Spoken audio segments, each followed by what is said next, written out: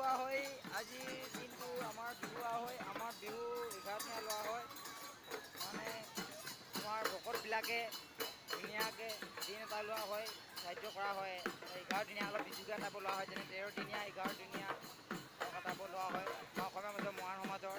আমাৰ আজি 11 দিনীয়া পৰিছে আজি 24 তাৰিখ এপ্ৰিল মাহৰ